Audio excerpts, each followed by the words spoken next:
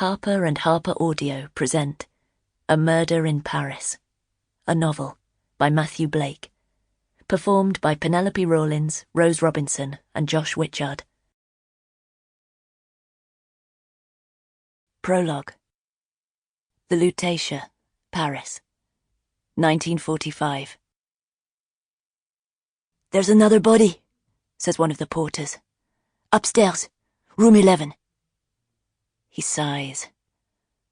"Murder or natural causes?" "That's your business, not mine. I told them you'd take a look." He is tired of murder and bodies. The war is over, but death goes on. He gets up and leaves the office and enters the lobby. The Hotel Lutetia, the jewel on Paris's left bank, is full of people. There are crowds by the entrance, people mingling in the grand dining hall, standing all the way up the vast staircase and along the corridors.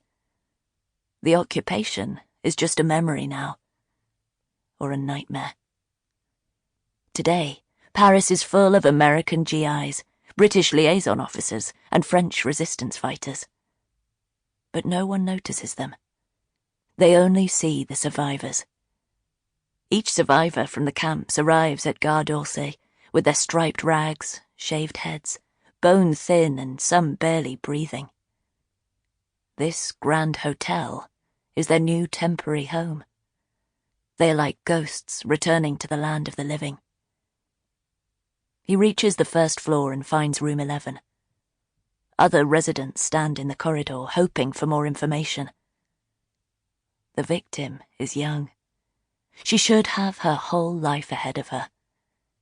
It is tragic, really, but so are most things in this city after the war. He bends down and puts his fingers towards the neck, feeling for a pulse. She is dead, right enough. He checks the name on the records. The Red Cross don't want bodies registered here at the hotel, so he will say she died in transit, one of the many who never made it back to Paris. He leaves room 11 and walks down the grand staircase of this magnificent old hotel, past the latest group of survivors heading to their rooms. In the old days, this hotel was one of the most famous in the world. Guests crowded into the bar, dined loudly in the restaurant, conducted passionate affairs in the suites, and bickered over cigars in the lounge. He remembers the magic of the place before the fighting started. Paris was always the city of lights. The last 5 years have changed everything. For too long, it has been a city of darkness. He returns to his office, writes up the form and stamps it. At lunchtime, he takes a walk along the left bank to clear his head.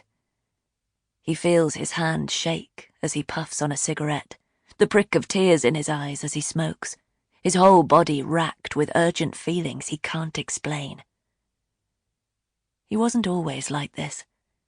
And, just like the Lutetia itself, the glories of the past seem dead now.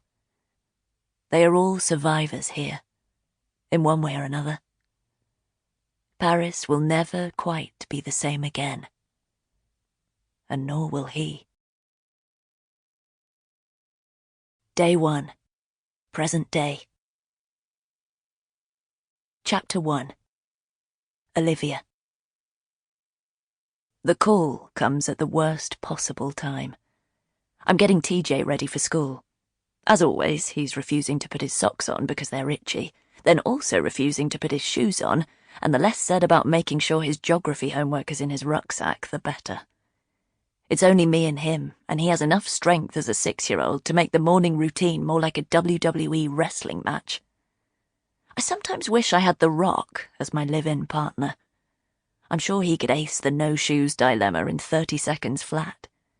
But, alas, it's just me. It always feels like I'm doing a 2-person job on my own. Eventually, I corner TJ on the stairs and manage to wedge the shoes on, velcroing them up tightly before he has a chance to protest, and I find the dog-eared homework perilously close to the marmalade jar on the kitchen table. He's incorrectly identified Asia as Africa and put North America across the shape of Europe. Sample complete. Ready to continue?